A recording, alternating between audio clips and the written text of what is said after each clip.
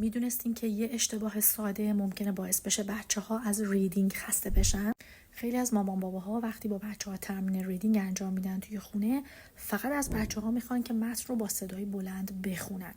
read aloud خوبه، اما حتما باید بعدش با بچه‌ها راجع به متن صحبت. نکته مهمش اینه که سوال پرسیدنمون باید بعد از خوندن هر پاراگراف باشه، چون اگر صبر کنیم که بچه‌ها کل متن رو بخونن، به خصوص تو گریدهای پایین‌تر، معمولا بچه‌ها یادشون میره. بنابراین بهتره که هر پاراگرافی که خوندن یک یا دو سوال ازشون بپرسید. مثلا اینکه What do you think will happen next؟ اشتباه دوم، وقتی بچه‌ها شروع میکنن به خوندن، اگر اشتباه میکنن وسط خوندن استاپشون نکنید.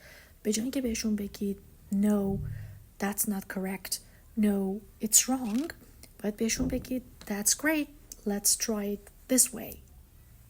و اشتباه سوم این که هیچ وقت از بچه‌ها نخواهید که واژه‌های یک متن رو حفظ کنن، به خصوص واژه‌هایی که سخت‌ترن، چون این کار نه تنها هیچ کمکی بهشون نمی‌کنه که واژه رو یاد بگیرن، بلکه خیلی هم زود اون واژه رو فراموش می‌کنن. به جاش ازش بخواید که با اون واژه یک یا چند جمله بسازه. حالا شما بگین کدوم یکی از این اشتباهات براتون آشناتر بود. پستم سیو کنید که بدونید این اشتباهات رو چجوری درستش کنید.